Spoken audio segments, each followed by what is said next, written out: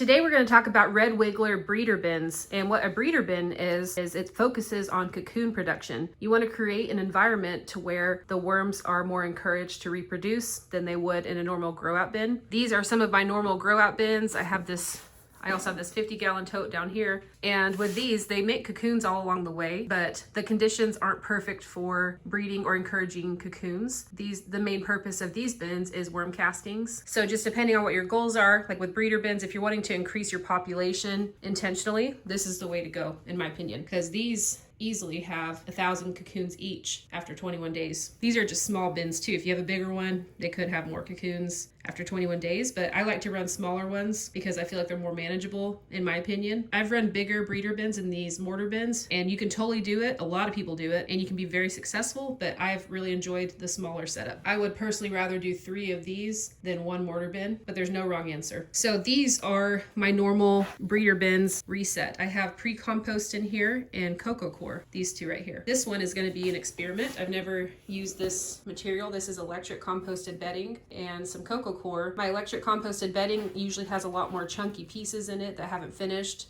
but I pre-sifted this, and so you can see how it's just more uniform, but there's still tons of eggshells and stuff. I'm just gonna experiment with that. It may or may not be a good thing, and I might just stick to this. This is what I've successfully used, and it's been repeatable time and time again with lots of cocoons. And I sell this cocoon bedding actually on my website. After I take the breeder worms out, the cocoons left in their bedding is that product on my website. So we'll see how this does and if it's producing lots of cocoons like this bedding does. In this bedding, it's just pre-compost and cocoa core, and this is the kind of moisture level you're looking for. So you can still see that there's no standing water, but look when I squeeze this, how much water is coming out.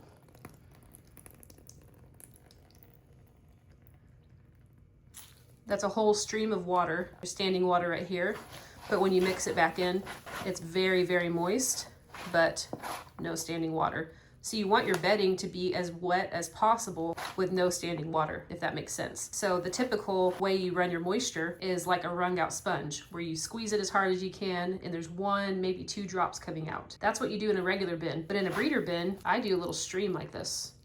So that might kind of sound scary or look a little scary. You still have to be careful. There's no standing water, but this moisture level is what's going to really encourage them to reproduce. And I also notice when it's like smaller bedding, more uniform, there's still a few like pieces of this pre-compost has a few pieces of cardboard, but I like to use cocoa core and pre-compost, and there's just less obstacles to go through. So in this 50-gallon tote, I have castings drying out over here. That's why it's not covered.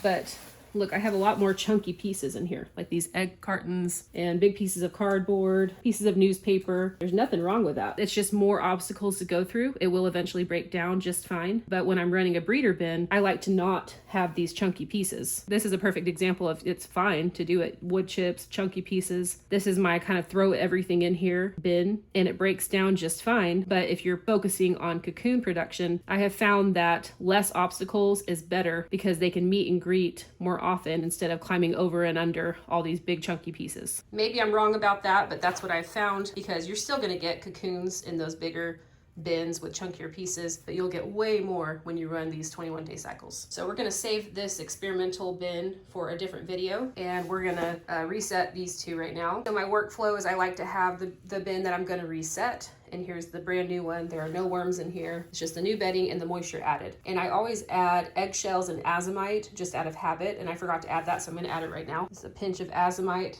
That's what it looks like. Just adds a lot of trace minerals. I'll add azomite to my other grow out bins, and when it comes out in the castings, all those trace minerals are in the castings, so when you put it in your garden, it adds all of that to your garden. Same with eggshells. It adds grit.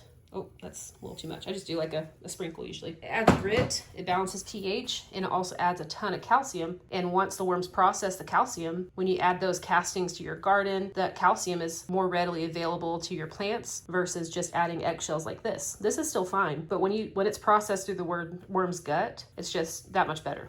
So then, I just mix this throughout here like this. There we go. Now we're gonna take this off, and this is just newspaper that they didn't finish quite yet. You can see that they finished all the worm chow. When I feed worm chow, it's a generous feeding on top. And let's just flip this up, kind of see what's going on. So look at all these worms. It's exactly what you want to see. Look how big and chunky. When you have a lot of moisture in your bin, that also helps with hydrating them, making them big and chunky. And when they lay cocoons, here's a cocoon right here. The cocoon is the size of the girth of the worm. So when you have big chunky worms, you'll have bigger cocoons. So I'm seeing more cocoons right here. See all these cocoons, and there are still some small breeder worms in here. So they'll lay smaller cocoons that you can't really see. They look like a grape seed, but this is looking great. The moisture level is still, I don't want to squeeze too hard, but it's still, there's still quite a bit of moisture. I try really hard to add enough moisture to last them through 21 days because I'm trying to not disturb them as much as possible. So yeah, this is what they look like. And I just kind of push it to the side like this. And then I am going to take out the worms and put them over here. There probably is a more efficient way to do this, but this doesn't take me too long. Resetting a breeder bin probably takes me between 20 and 30 minutes. So you can take that into consideration if you're doing it this way. If you have 3 bins, that can take you an hour and a half each week. If you have 1 bin, it's about 30 minutes, maybe 20 minutes if you get fast at it. I could put this through a sifter and get the worms out that way, but this bedding material is just so wet, it's not going to go through a sifter very easily. I could try, and I probably would get some out of there, but I actually really like to do this. It's therapeutic. I'm not usually making videos like this. I'm usually just catching up on YouTube or listening to a podcast or something while I do this. So I literally just take the worms like this, move it over, and put it in their new home. I try not to transfer cocoons if I can. It's not going to be perfect, but sometimes they'll even be on your glove, or sometimes they'll be stuck to a worm's body. Remember, there are hundreds of cocoons in here, and it's hard to get every single one, especially the small ones. So if you get a few cocoons in here, it's fine. Just know that they'll probably hatch out in here, and eventually it might, if you have too many, it could overcrowd this. I have 300 worms roughly in here, and if those cocoons start hatching after a few cycles, if they're, adds 50 worms, 100 worms, then the density can get too high to where they won't reproduce as much because they self-regulate in population. So it's my goal to keep the cocoons out and then just set up a cocoon nursery and let them hatch out separately. Here's an example. If I'm picking out a worm, here's a cocoon right here, stuck to the body. It's not stuck like glue. You just, you can take it off like that. I'm doing this with one hand. Take it off and put this over here. I only count worms the first initial time I'm setting up a breeder bin. I'll let it run for a few cycles, and when I'm resetting this, I just take the worms and put them over here. And maybe after 3 or 4 cycles, I'll recount just to make sure it's at that 300 mark. But for now, I've already counted this, and I'm gonna take these worms and move them over. So the way I do this is I just kind of pull the bedding, I push the bedding away, and I just pull this towards me like this and do my best to get all the worms. So you can get really fast at this. Like I said, you can do it a different way. You can try to sift them out. If you have way more than me, this is probably not doable if you have hundreds of bins, depending on how big your worm farm is. But this has worked well for me and my small business. I have not become commercial on purpose yet. Maybe never, I don't know yet, but this has worked for me. There's like a skinnier cocoon. There are some tiny ones in here that are probably hard to see, like that one. Probably can't even see that on camera, but they are all throughout here. There's 3 obvious ones right there, some more right here. And so they're all throughout this bedding. I'm gonna do some of this and show you towards the end. The worms are gonna start going over here. This is called using the light method, where they're gonna crawl down and there's gonna be a whole bunch at the end where I can just grab a pile of worms and move it over. Okay, so this might be kind of hard to see, but it just shows how tiny these cocoons can be. Here's to show a comparison. So this is like a pretty big one, and then these are actually 2 tiny ones that are clustered together. But they will still hatch worms, but they're hard to see. And then there's some that are more orange, like this, or the dark amber color. You can see these 2 different colors. This is like more of an amber orangey color, and this is yellow, and sometimes there are even more bright yellow ones. So this one is closer to hatching. This one is more freshly laid, so you can kind of know.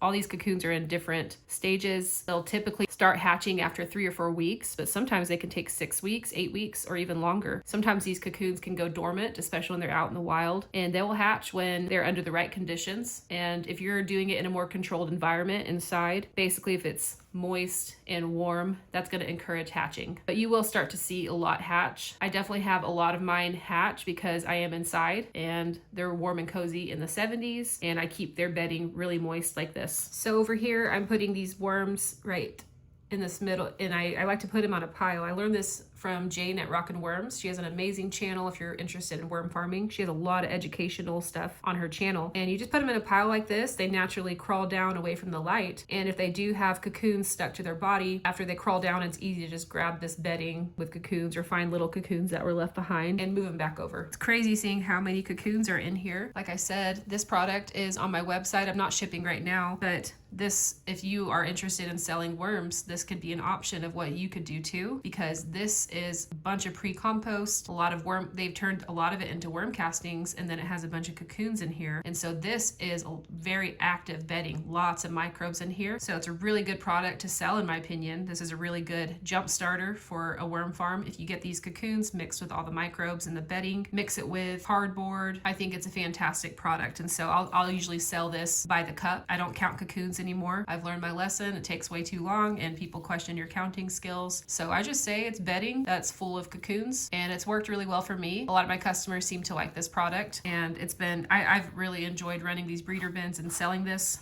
I grow my own population and keep at least half of this, and then I'll usually sell off half. Here's an example of a juvenile worm that probably hatched somewhere along the way because a cocoon snuck in, and that's totally fine. You know, don't freak out about it. There's just another juvenile worm in here, and it'll eventually grow up, but you can also just put it in a different bin or leave it in your cocoon nursery. A lot of times when there are worms like this crawling around, for some reason, I've heard that it encourages these cocoons to hatch when these juveniles are crawling around, or even adult worms are crawling around. You can see how as I start to uncover this, they're starting to ball up and they're trying to avoid the light. And so when I uncover the top, they're running out of dirt to hide in. As I'm scraping it away, there's gonna be a lot of worms all together. So then it's pretty easy to just, you know, pick them up and move them over. I do try to scrape away as much dirt as possible in case there are cocoons in there. So that's what I'm doing. You know, like right here, you can see how there's a cocoon in there. And I'm trying to just transfer over as little cocoons as possible. But again, it's not the end of the world if you miss a few, but there are just tons of cocoons. Some people even use a paintbrush instead of their hand. I'm trying to gently do this with my hands, but they'll get a paintbrush and just try to brush away this dirt. Again, this is really moist, so I feel like it might just get stuck to the paintbrush. I don't know. So just take that into consideration. You know, everyone gets to do what feels best for them. And if you want to use a paintbrush instead of your hand, or you want to use a sifter, I might try an experiment with using a sifter to see if it helps, but I just know that when it's really moist material, it does not like to go through the sifter. I don't sell worms by the pound. I just do starter colonies, but this is how a lot of people harvest their worms, you know, because if you're weighing it with bedding, it's not really fair. If you're getting a pound of worms, you don't want to get half a pound and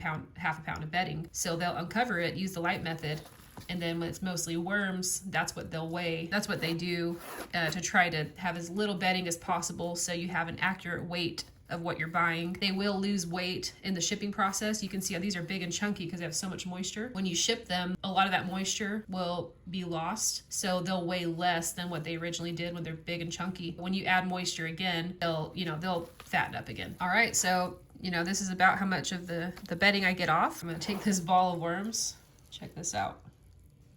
And just move it right over here, and they will naturally crawl down. See, there's a tiny bit of bedding left. And so once they crawl down, I'm gonna wait a second. That's when I'll grab the bedding that's left behind and I'll just move it back over to this bin. There are a couple of worms that I missed. And once they're out, I just spread this bedding out again. Every once in a while, you'll miss an adult worm too. These might be juveniles. I'm fine with the juveniles being in here. But if I miss an adult worm, I try to get it, but of course, not gonna be perfect. So it can turn into a cocoon nursery. Or like I said, I sell this by the cup, but I have a lot of these that I leave as cocoon nurseries. And I'll put it aside. Most of this, a lot of it they've turned into worm castings, but there's still some unfinished bedding in here. So once these cocoons are hatching, they'll immediately have something to eat. So I do have an ebook that I wrote about my exact process, the bin size, the bedding, handpicking the worms, everything that I'm explaining in this video. I put it into an ebook. I have a lot of people that request, all my videos, and they'll message me and say, hey, can you actually put this into an ebook where it's organized? Because some people learn better through reading, I guess. I'm more of a visual person, so if you can get a lot out of this video and run a bin from this video, that's perfect. But I do have the ebook and I have it on my website. I actually talk, like the first half of the book, I talk about how I settled on this bedding, and it took me about 6 months to feel very confident, like I was getting repeatable results. I felt like every single cycle I was struggling with different bedding and moisture levels, and I finally settled on this and have been consistently doing these breeding cycles, getting great results. molds with tons of cocoons every single week. So if you're interested in that breeder bin book, I do have it linked below. It's on my website. It supports me and supports this channel to continue, you know, making content. I try my best to make good content and just honest with exactly how I run things. But again, this content is free, and if this is helpful enough for you to know how to do it, that's perfectly fine too. Spend a few more minutes and you can see how they're diving down, and at this point, that's when you can start taking some of the bedding off. Grab this bedding on the top of the worms, let them continue diving down. You can see a cocoon right here. I'll let them dive down a little bit more, and then I'll try to get a few more cocoons out if I see any, and then go from there. Okay, so this has taken maybe 10 minutes-ish, and I'm gonna go ahead and try to look here and see if there are any cocoons, which I am seeing one right here.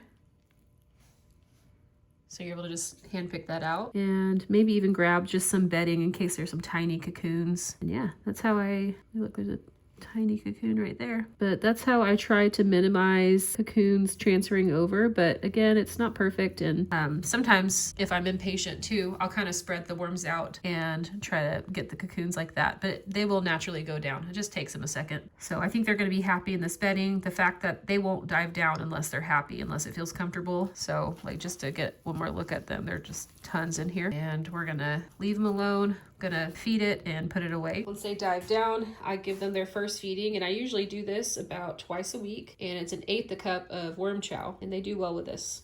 So this is a 16th cup, and I'm gonna do 2 of them. Just like that. I'll get a fresh piece of newspaper. This is just a good moisture indicator, and they eat through it eventually. So this is the old newspaper, which they did not eat all the way, but as these cocoons hatch, that will be one of their first foods that they'll go for, because the microbes are colonizing on this newspaper, and that's usually an indicator of when, you know, there are baby wisps in there, and you can start feeding them. But this is what I do, and then I put a piece of bubble wrap in, bubble side down. And that's it. I try to leave it alone for 21 days, except to feed again. So again, about twice a week. You don't feed again until all this worm chow is gone. If it's still like this, leave it alone for another day or 2. And I just slide it back into its spot, just like this. And I'll be resetting these ones as well and sliding them back to their spot.